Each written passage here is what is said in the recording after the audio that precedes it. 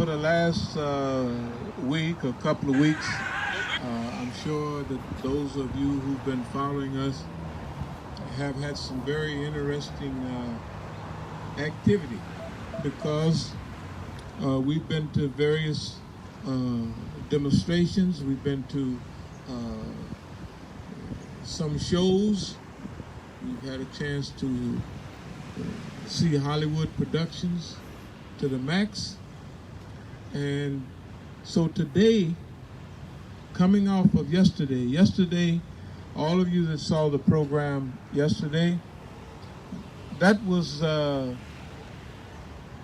really live action. You know, that's Channel 5 action, you know, CNN action, except it's real. Now, our part is real. You got to remember, we were looking at the people, and we were telling the people that the things that you are seeing, the things that's in your view, in your purview, is staged.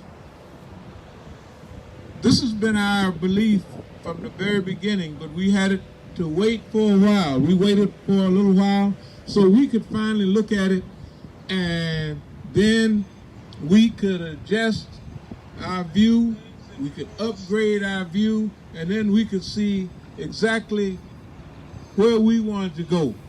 Because remember, we've been teaching all along about teach-ins.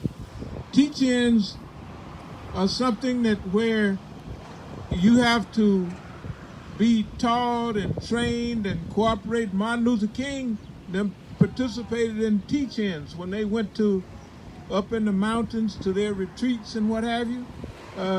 The people taught them Gandhiism. They taught them Gandhiism. When the other people, the young people, when they wanted to deal with sit-ins, right, they got trained in sit-ins. Now, we were young out in California. We didn't know. We thought they was just scary and something was wrong with them to let white people throw pies on them and spit on them and what have you. But what it was that was their training. We understand it now. They should have told all of us then, hey, we got a program and this is what we're doing. We just not scary, because everybody saw it on the news, thought that, hey, these people what's wrong with them? But now you got to notice that was a difference between northern Negroes and southern Negroes. Up in the north, we were different. We had came from the south, but most of us would defend ourselves physically. Anyway, let's get to the program today. What we have in our hand, this one is dated August 28, 1956. Communist Party USA Counterintelligence Program. Internal Security. During its investigation of the Communist Party USA, the Bureau has sought to capitalize on incidents involving the party and its leaders in order to foster CP, or Communist Party, and its leaders into disrepute before the American public and cause confusion and dissatisfaction among the rank and file members of the Communist Party. Generally, the above action has constituted harassment rather than disruption, since for the most part, the Bureau has set up particular incidents and the attack has been from the outside. At the present time, however, there's existing within the Communist Party a situation resulting from the developments at the 10th Congress of the Communist Party of the Soviet Union and the government's attack on the party, principally through prosecutions under the Smith Act of 1950, which is made to order for an all-out disruptive attack against the CP from within. In other words, the Bureau is in a position to initiate on a broader scale than heretofore attempted a counterintelligence program against the Communist Party, not by harassment from the outside, which might only serve to bring the various factions together, but by feeding and fostering from the inside the internal fight currently raging. In other words, now this is 1950. So the Communist Party, I don't know if you remember, what was this old crazy senator and all of them? McCarthy, it was a whole, they had Hollywood, man, they had everybody dragging them all before congressional hearings, and it was pitiful. They believed there was a communist under every walnut or everything that was going on. There was a communist there. So they had these hearings, and they had actions against the Communist Party. But now they're having a change of pace. They're saying we have been approaching the party from the outside, which has been producing more unity on the inside. In other words, right, the people, when they get attacked from the outside, it makes them get tighter and more unified. So now here it says action.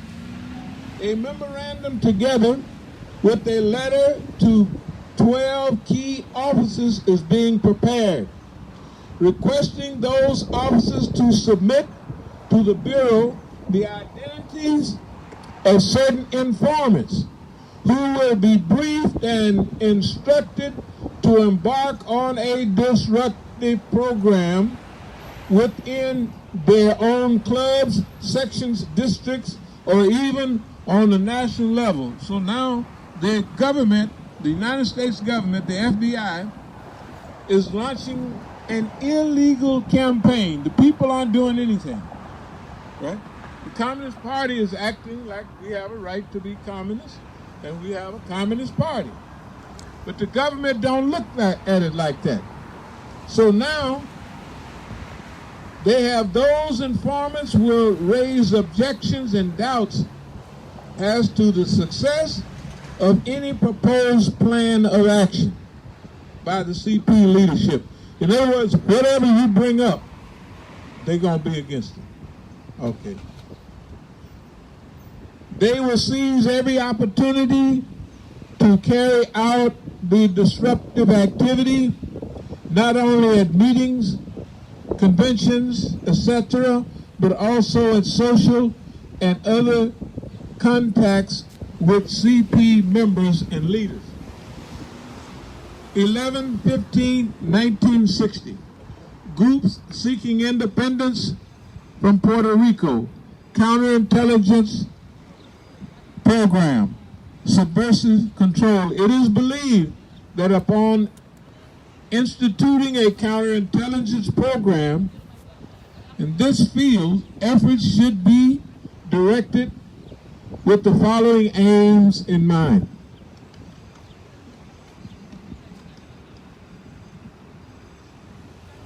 Disruption and discord, that's number one. That's Puerto Rican liberation movement. Now, I know y'all not historians, so you don't know that the Congress, that building right back there in 1950, the Puerto Ricans came in there during the Truman administration and shot up the Congress. Yes, they did. In fact, in 1975, I was in prison in the U.S. Penitentiary at Leavenworth with a little guy, he was about this tall. He was one of those Puerto Rican dissidents that wanted not, Puerto Rico to be independent, and he was still in prison. In fact, it was 25 years later, they was trying to offer them a way out. Well, you just say, I'm sorry and everything. I don't remember what all of them said, but I know the one that was with me, he stayed in prison. He didn't go for it. And the woman that was one of the leaders, she said, I'll be here till I die. I ain't sorry for nothing, but we wasn't successful in doing it, you know what I mean? So I ain't sorry for nothing, and I'm not confessing and begging you for nothing. Now, number 2, creating doubts as to the wisdom of remaining in the independence movement. Number 3, causing defections from the independence movement. The suggested means of obtaining these desired ends are as follows: exploiting factionalism within organizations.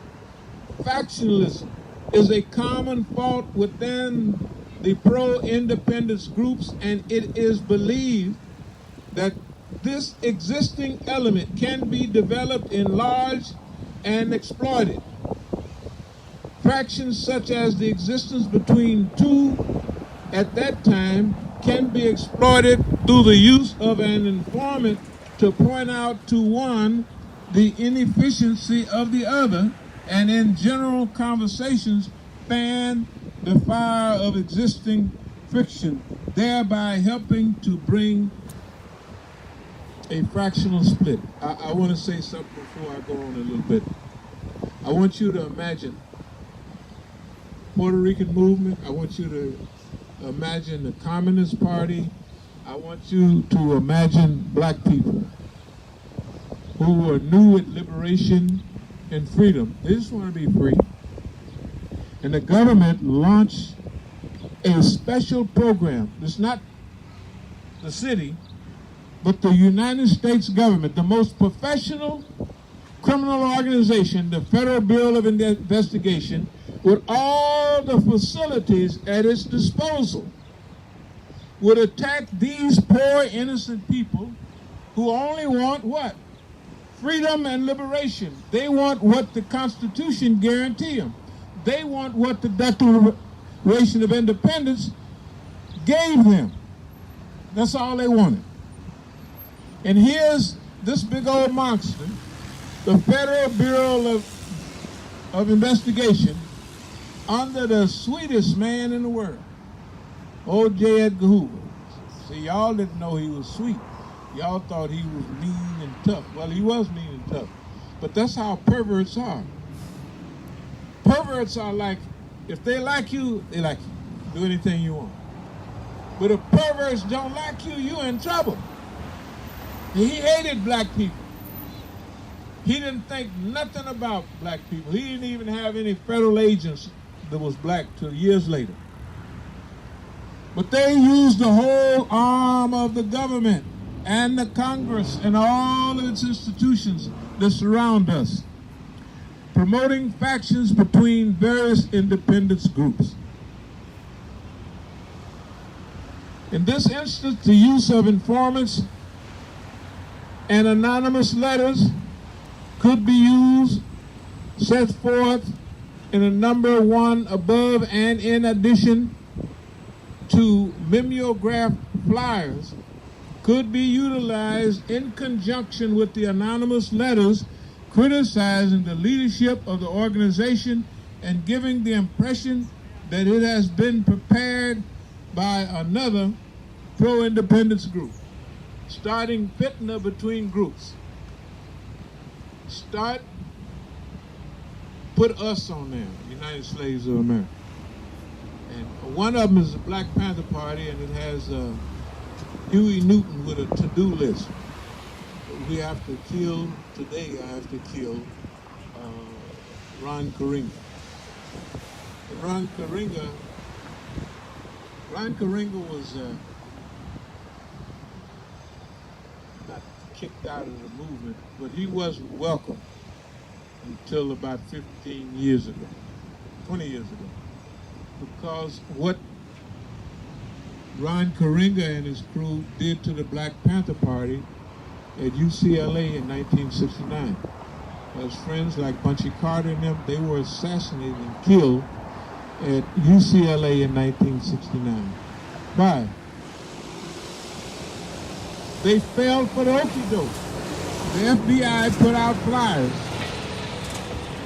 Now imagine you're trying to liberate your people, and they put a flyer out, they hang it on a tree, they pass it out in the street, right? And it has the other group's name on it. It come from the FBI office, but it has their name on it. And so now, instead of you looking at the FBI, instead of you looking to have a successful program tonight, if you can have it, because the FBI, if they know you're going to have a meeting down on 5th Street, they say the meeting has been canceled or it's over on 12th Street somewhere, right? Can you imagine what is wrong psychologically with these people, right? That all this freedom, justice, and equality that they're spreading all over the world, except here in the United States, and of course everywhere else in the world too, don't get me wrong. Boss man bites the dust, he headed on down. And I mean, look, I'm going to just keep on talking, because questioning the indiscriminate use of organizations' money. What y'all do with the money, man? Of course, there ain't no money in there, $4 or $5, but question it. Just imagine, just bring up anything that you can think of to make people suspicious. Pretty soon, we were going to mosque a few years ago. Muslims used to be warm and fuzzy, and everybody was rolling their eyes looking at each other. Why? Because the FBI then moved amongst us and got all the Muslims scared to open their mouth. They got to be scared because they ain't down here nowhere, right? So they have made the Muslims suspicious of each other. When you suspicious of each other, you can't do work, you can't program, you can't have activities, because you are afraid of each other, you don't love each other anymore, and you're suspicious of each other. And they know that. Okay, if y'all are fortunate like us, we've been through all of this. We've lived through it. But when this stuff first hit, it was deadly. This stuff knocked out all the movements, knocked out everybody. And if it didn't knock them out, it made them so passive. I have friends right now, I can show you on my phone almost, from the old days. Them guys were serious. I mean, on the New Jersey Turnpike, they was transporting a lady, and they snatched her up out of there, and all of a sudden they was all in Cuba and everywhere else. Yeah, you know. See, people now, they think there's something wrong with you. You mean you gonna raid the police bus? Or you gonna raid the court bus and try to liberate people? That's what our people was doing in those days. They don't do it now. Nobody. They don't even want to talk about it. They don't want to think about it. Nor do they want to think about the level that you can attain by participating in movement evolution. Questioning the wisdom of allowing non-Puerto Rican groups to be influential in the independence movement. Like the police said to us not long ago, hey, you guys, we wouldn't allow those white people, right, in our neighborhood. Why they said that? Because if you want to see some shocked people, right, you go look at the faces of the officials, not the standard police officer, but the officials of these people, and they see all of those people with all those races and colors participating in a liberation movement. They get to thinking and they get paranoid, and they say, man, if those people continue like that, we can't stop them from doing anything. So they get busy right away. All right. Counterintelligence program, black nationalist hate groups, internal security. The purpose of this new counterintelligence endeavor is to expose, disrupt, misdirect, discredit, or otherwise neutralize the activities of black nationalist hate type organizations and groupings their leadership, spokesmen, membership, and supporters, and to counter their propensity for violence and civil disorder. The activities of all such groups of intelligence interest to the Bureau must be followed on a continuous basis, so we will be in a position to promptly take advantage of all opportunities for counterintelligence and to inspire action in instances where circumstances warrant. The pernicious background of such groups, their duplicity and vicious maneuvers. Good God Almighty. They're not talking about people just want freedom or who want freedom, boss. These people are considered the language. Duplicity, devious maneuvers must be exposed to public scrutiny, where such publicity will have a neutralizing effect. Efforts of the various groups to consolidate their forces or to recruit new or youthful adherents must be frustrated. No opportunity should be missed to exploit through counterintelligence techniques the organizational and personal conflicts of the leadership of the groups, and where possible, an effort should be made to capitalize upon existing conflicts between competing black nationalist organizations. Amen. You must not, is what Ed Hu was telling me. You must be vigilant. You must be wide awoke.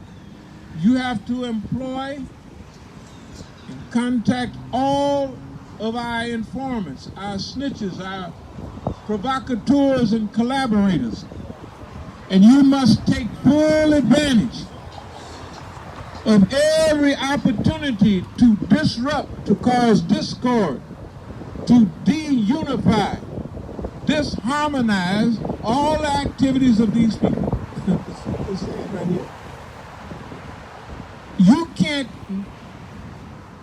spend no time sleeping or resting on this issue. You got to be wide awake 24 hours a day. You have to follow them. You have to tap their telephones. You have to monitor them. Right? Okay. When an opportunity is apparent to disrupt or neutralize black nationalist hate-type organizations, they don't hate nobody. You never heard, nobody hate, they just hate being beat upside the head. They hate being poor. What's wrong with that? Right. We just hate. Can you imagine? I don't, boss man, I just don't want to be killed today. Well, you hate.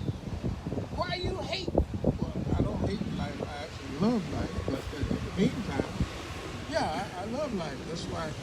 Well, you a hater. Why I hate? Because you hate us beating you upside the head. You ought to lay down. Put your head on the ground. Invite me over to stick my foot on your head and beat you from time to time as the feeling arrives. Now imagine with all of this. The freedom movement is good. Everybody There's no Tazkiyah bin Nafs, right? They don't give you time to learn. See, this is something. If you're fighting in the jungle or if you're fighting some types of guerrilla warfare campaigns, you have time to develop. You know, you start with 100 guys and y'all out hiding in the hills and you raid them, and then pretty soon you got 200 people, and then they attack you and they knock all of y'all off, but it's 50 left. You keep on fighting and you build back up. Now you got 500 people, right? But each comeback you learn, you develop. In America, it's structured and organized. You don't get a chance to learn. They hit you with a first blow, it's a body blow, a head blow, The bank account blow, they bust you up wide open on the first combination of blows. And you see, they're not throwing no 1 point, a jab, a hook, a right hand, or uppercut. No. They got combinations. All of these are combinations. So the freedom movement, our freedom movement was destroyed because they were human. We hadn't time to develop ethics like now we have all these super ethics. You know what I mean? Da, da, da, da. Hell, didn't nobody have them then 100 years ago? Right? I mean, we had good behavior, so-called, but it wasn't developed. Some of us got lucky. We just got lucky and look and said, I think I don't like boss man. Boss man get ready to do something. So boss man, you got America, you keep goodbye. People did that. The other people that left did not have enough roots, did not have support from over here, and they left loving black people, and after being overseas for a couple of years with no help from black people, black power, free the land, all that, you didn't get no help pretty soon. You stop liking black people. You say, I put my life on the line. Them jokers. You blame the people for being human. That's all. They're human beings. So the freedom movement was slack on ethics, sex parties and all that. A woman could join the Black Panther Party and I tell you, in Oakland, there was a big rally down at the Infirmary Park. They call it Bobby Hutton Park now. The speaker, I'm not going to mention his name, one of the ladies in the movement, it was her job to go pick him up and bring him to the program. He was the main speaker. When she got to the house, the door opened, he snatched her inside, and she had to run around that room for a half an hour. We got to go to the movie. Our kids go to the lady, something like that. That was him and everybody else. I will tell you a secret. This is my friend, and y'all know who his name was, told me in Africa, he said, vagina. He said, vagina. He said, that's a pussy or something. Got us put out of Algeria. What, no Arabs don't like us? And said, vagina. Got us put out of Algeria. That's what he told me when I came back from South America. Okay. No counterintelligence action under this program may be initiated by the field without specific prior bureau organization. We got just a couple more. Just hold on. See, this is a real teach-in right here. Don't worry about it. Flags flying, everybody jumping up and down. This is a teach-in to teach the people to solve the problems that we 68. Prevent the coalition of militant black nationalist groups. In unity there is strength, a truism that is no less valid for all its triteness. An effective coalition of black nationalist groups might be the first step toward a real Mau Mau in America, the beginning of a true black revolution. Now, they got to be paying attention. Prevent the coalition. Prevent the unity. Make sure that black people don't have any unity by any means necessary, they're saying. Break in their house, steal their notebooks, find out who they don't like, right? Write letters to that guy and put somebody else's name on it, like they would do with Stokely Carmichael and H.R. Brown. They'd send one a letter, supposed to be from the other, and they'd be ready to start out students together, and then they'd be mad at each other. Thank God they got a chance to grow up past that. Very few made it, right? Because nobody's thinking, the man, the Fed's going to write, they writing all these letters. We put up the posters and them other Negroes over there snatch them down. There's an FBI snatch them down. Or they pay some wino some money, $5, and they'll come snatch them down. This is important. Number 2, prevent the rise of a Messiah who could unify and electrify the militant black nationalist movement. Malcolm X might have been such a Messiah. He is the martyr of the movement today. Martin Luther King, Stokely Carmichael, and Elijah Muhammad all aspire to be in this position. Elijah Muhammad is less of a threat because of his age. King could be a very real contender for this position should he abandon his supposed obedience to white liberal doctrines, nonviolence, and embrace black nationalism. Carmichael has the necessary charisma to be a real threat in this way.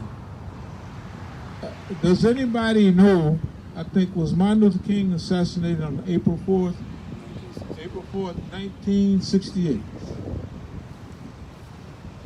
Do anyone know when he made his My American Dream to Become American Nightmare, why oppose the war in Vietnam up in New York, right, at Riverside Church, right? 1 year to the day before this. If Martin Luther King ever gives up that sweetie pie talk, and he did, boy, did he give it up. You talking about proud. I'm proud of Martin Luther King. Martin Luther Malcolm. I mean, the man tell the truth. He caught Malcolm in that lecture. He caught him. He used all revolutionary terminology, and you can see one more step, boy, here's about it, it's about over. And bam, he was dead within a year of that lecture. They paying attention. You think they're not paying attention to all these people running around here, jumping up and down? Good God Almighty. We're going to get to that in a minute. Prevent violence on the part of black nationalist groups. This is the primary importance and is, of course, a goal of our investigative activity. It should also be a goal of the counterintelligence program. Through counterintelligence, it should be possible to pinpoint potential troublemakers and neutralize them before they exercise their potential for violence. Number 4, prevent militant black nationalist groups and leaders from gaining respectability by discrediting them in 3 separate segments of the community.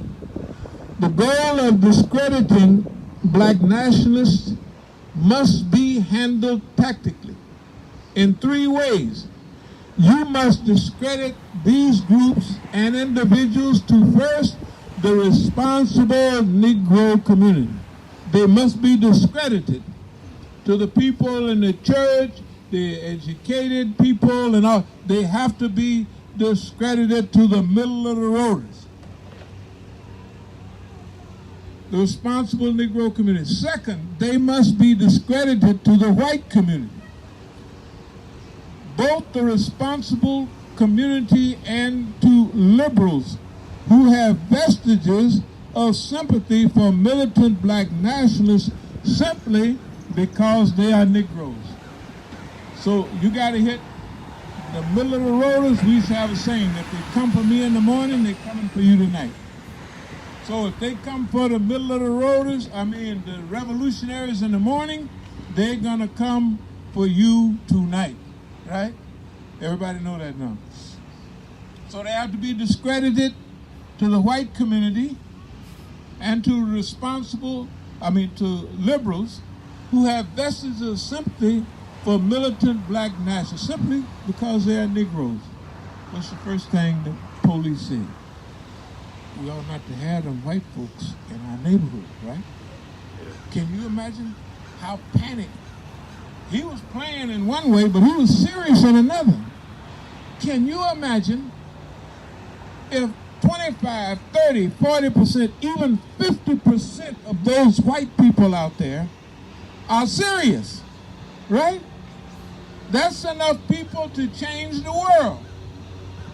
So they got to make sure the Negroes, me and you, and the white folks are not in harmony together. It ain't new. What he was saying was he's probably reading it from this list. Even black people were saying, why are these white people in our movement? Yeah, but see, the thing about it is, we have to always lead the movement. Right. We have to lead the movement all the time. But we can't. See, at first, we had to free the Negro. That's what the whole black nationalist movement was. That's what Martin Luther King was about. That's what Imam Jamil was about. All of that, okay? If we would have liberated ourselves 50 years ago, well, everything would have been all right. But if black people liberate themselves today, the smoke of the oceans, the climate, right? The economy, ain't nothing going right today, right? So you can't fix just the Negroes today, right? You gotta have a total program that hooks up everything and everybody. Then it goes on to say, third, these groups must be discredited in the eyes of Negro radicals, the followers of the movement. This last area requires entirely different tactics. Now, if you want to get drowned out, you argue with that lawnmower right there, right? Now, you know anybody, he got all that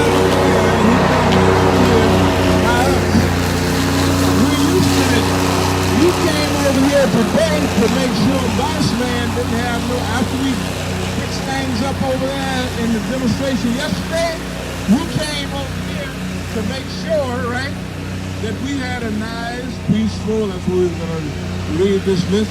Keep on reading. But it's good that y'all hear what's going on. This is no joke. It's so silly, it's ridiculous. Miles, he can cut that grass, all that grass, right? He got to come over here. I tell you. Now he done left. Well, I tell you. Anyway, but it's good. It tell you the truth. It keeps you sharp. It keeps you. No matter what it is, it's sharper than your pencil. Anyway, the third, these groups must be discredited in the eyes of Negro radicals and the followers of the movement. This last area requires entirely different tactics from the first two. Now they're thinking about this. Publicity about violent tendencies and radical statements merely enhances black nationalists to the last group. It adds respectability in a different way. So they're saying, you got to discredit us to white people. You got to discredit us to middle of the roaders. You know, the educated, we should call them sedity folk, right? You got to college educated. Well, they with sedity folks then, they just had a high school degree and they swept up the white folks' house. So they were sedity. Anyway, all right. Final goal should be to prevent the long-range growth of black nationalist militants, organizations, especially among youth. Specific tactics to prevent these groups from converting young people must be developed. Specific tactics. This is 1968. I'm going to show you pictures tomorrow In 1968, I was on the front seat of number 5. In 1968 and before, the dope fiends in Oakland had to go over to San Francisco to buy heroin because they didn't allow you to sell marijuana in Oakland, a few more things, little crank and stuff, but you couldn't sell heroin. If you did, you'd be out of the pocket within 2 weeks maximum. They made 2 trips a day. My friend could use heroin. They went over to the Fillmore district every day. If they couldn't get enough at one time, they'd come back twice a day, right? Going all the way over the Bay Bridge in San Francisco. By the end of 1968 in Oakland, Oakland was a center of heroin distribution on the West Coast, rivaling Los Angeles County, which is 10 times the size. Oakland is 60 square miles. Oakland, LA is 457 square miles. The city of Los Angeles.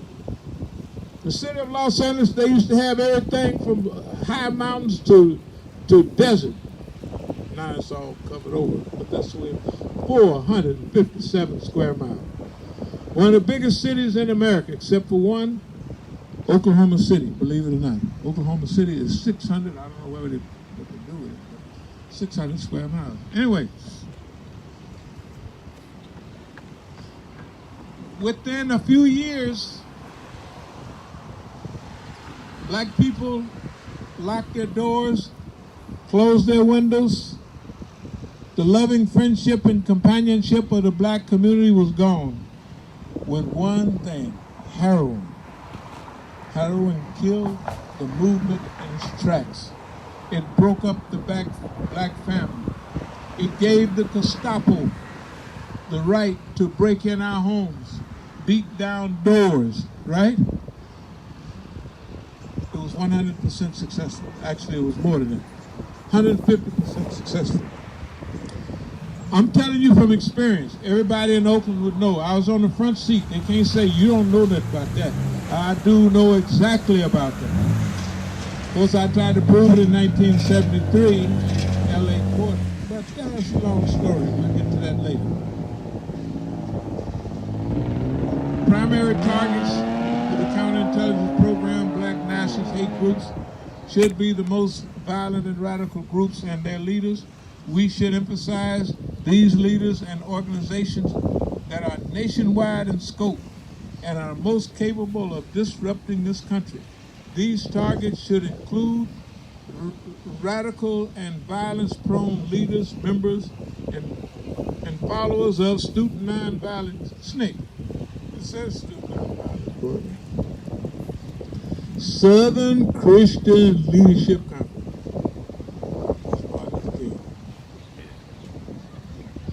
Revolutionary Action Movement, RAM.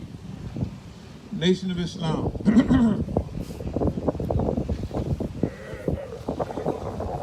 Anyway, officers handling these cases and those of Stokely Carmichael, that's Kwame Ture, H. Rap Brown, Imam Jamil, Martin Luther King, Maxwell Stanford, Elijah Muhammad, should be alert to counterintelligence suggestions, anything you can do to these people. First of all, the group should have a national status. National status. Because the local organization can make trouble, but one with a national status can do more. Disruption of New Left. White folks. Preparation of a leaflet designed to counteract the impression that Students for a Democratic Society, SDS, and other minority groups speak for the majority of students at the universities, which they did. The leaflet should contain photographs of New Left leadership at the respective university. Naturally, the most obnoxious pictures should be used.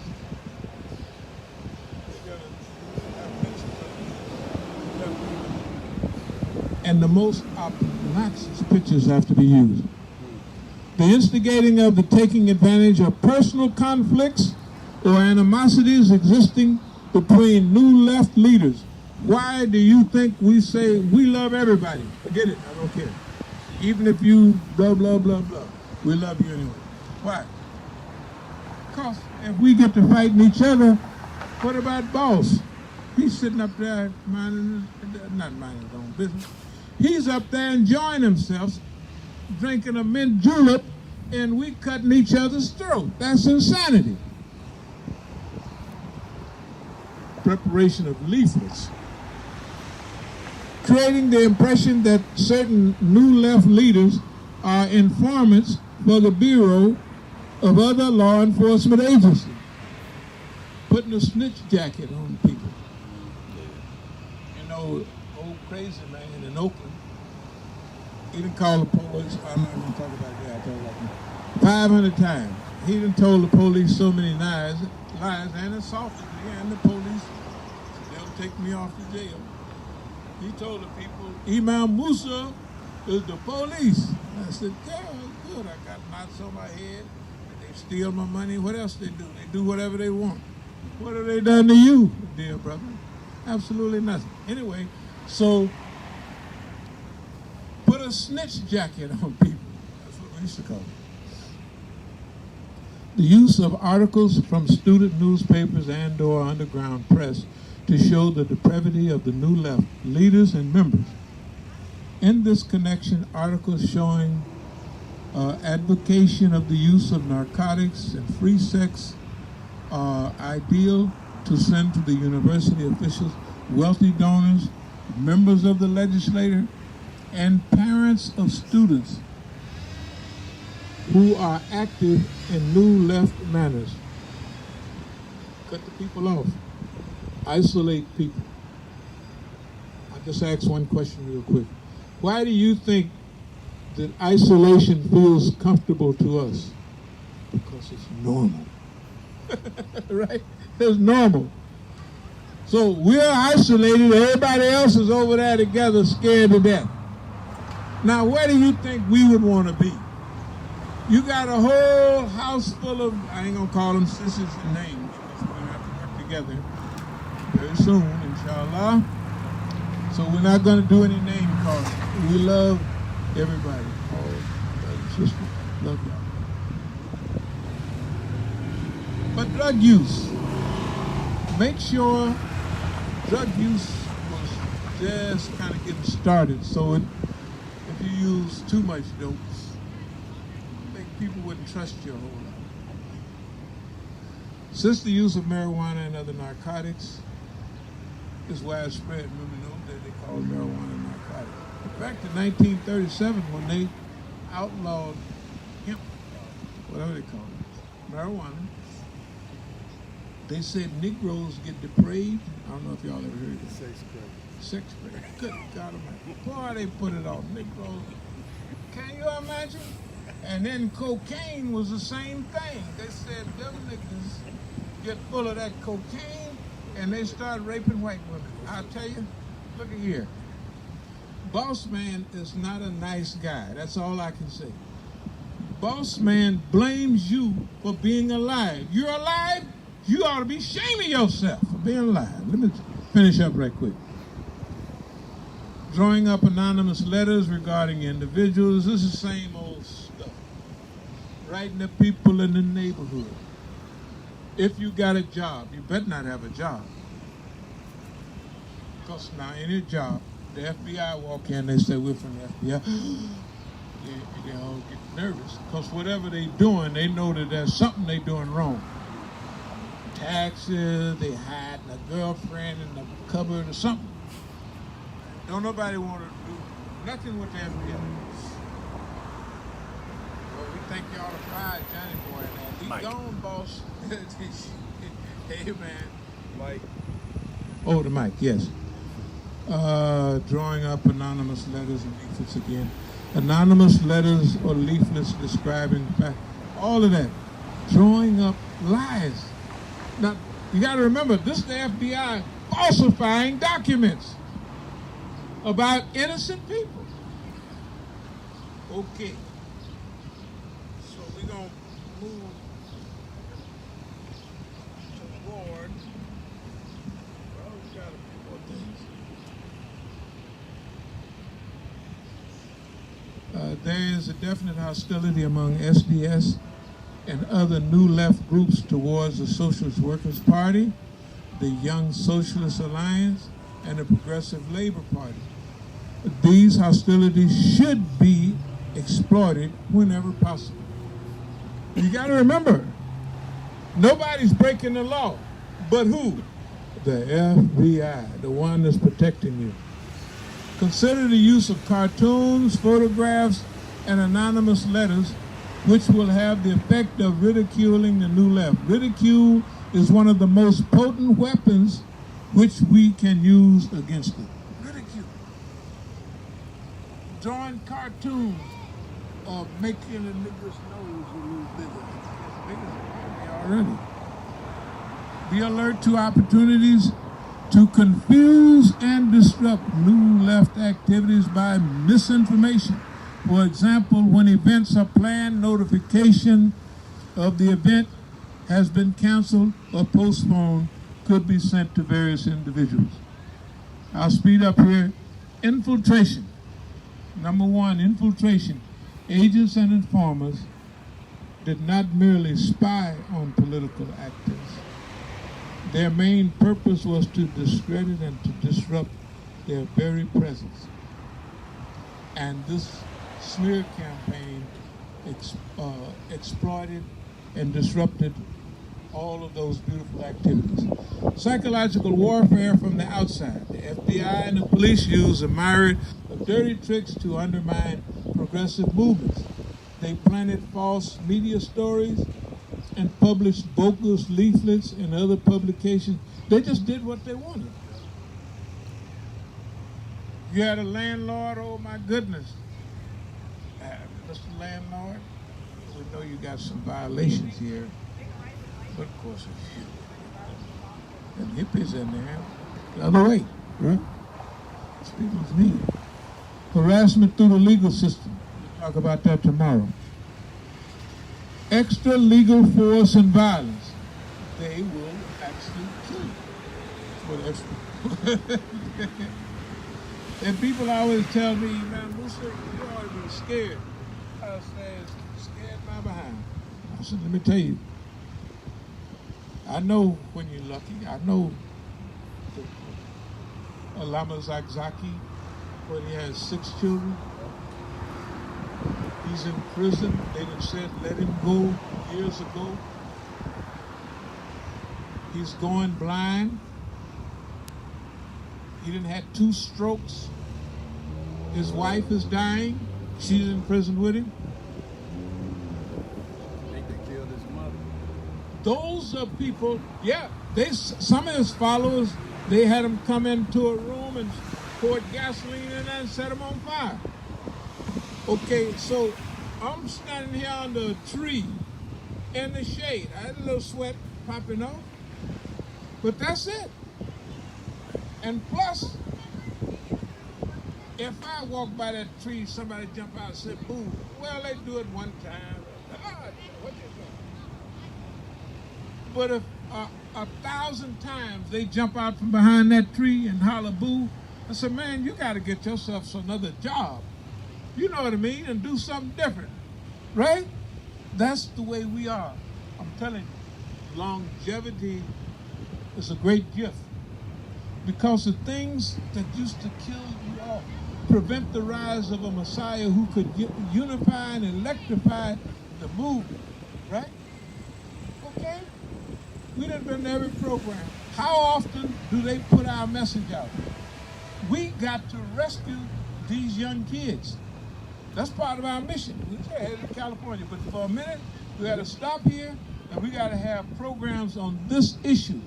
We have to educate them. Now, this is the old CoIntelPro program. I don't even have time to go into the new stuff. But it's the same as the old stuff, except it's with a space-based speed. Star Trek speed. Okay. We got one or two more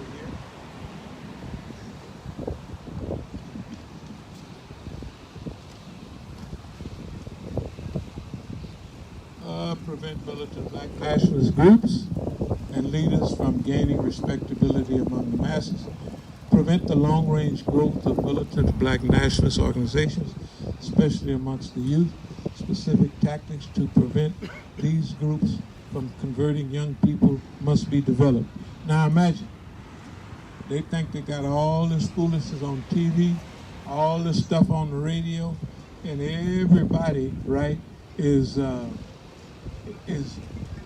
oh no, not no caller ID. No.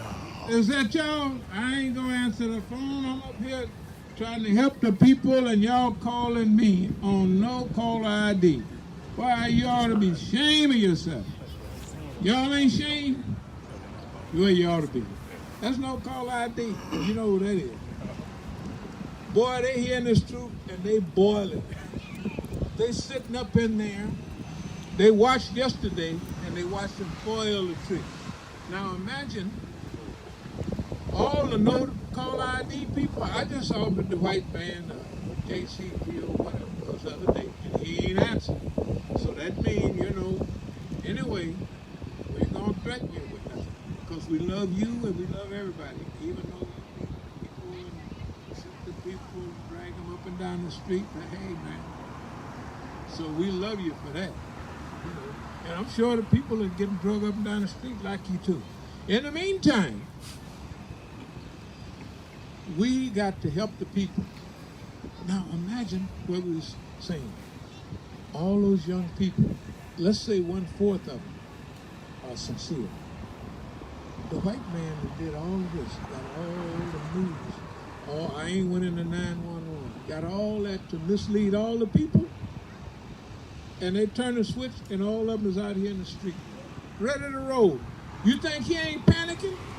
And he got everybody coming out. He's the one that brought people out. But he didn't know it was going to be like that.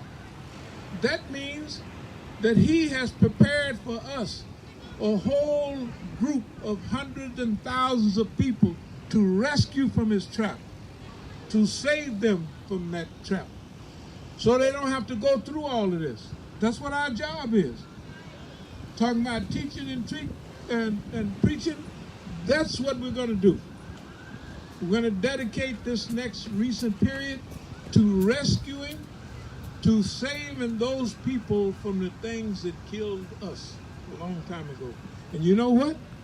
That may have been our job all the time. That's why you keep moving ahead and you got all these big plans. That's why it says Allah is the best of planners. That Allah is the best of planners. Oh, we're going to stop at all the white folks on the way. We're going to tell them about utopia, make you place. The whole thing. See, Allah, he twists people up so bad that they don't know whether they're going or coming. And then all you do is follow instruction. Allah say, go on over there, you go over there, you go over here, you go over there. And then you look up and you done walked yourself around everybody and you done surrounded them. And you just following orders. Allah said, go here, you go on over there. Why? Because I read the Quran. This year's reading of Quran was very serious. Everything was just jumping out. I mean, this time more, every time it's the same, but this time it was so clear, unmistakable. Now to us, that means the time is close. Okay, the time is close because look at the world today. Boss man bites the dust. And with the proper ayats, that means that we get an opportunity to play a part in this great global evolution. Hey man, that's wonderful, I'm telling you.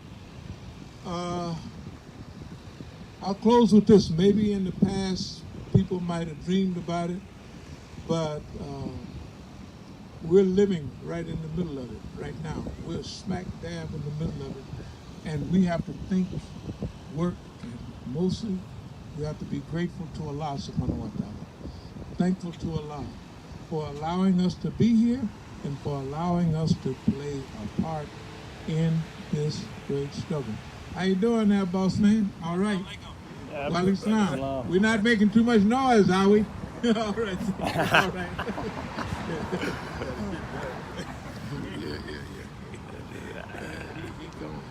That's okay. That's okay. That's okay. We'll get him in next time. Anyway, so dear believers, thank y'all very much. No, you can't get everything. It's always a shot. You know, it's okay.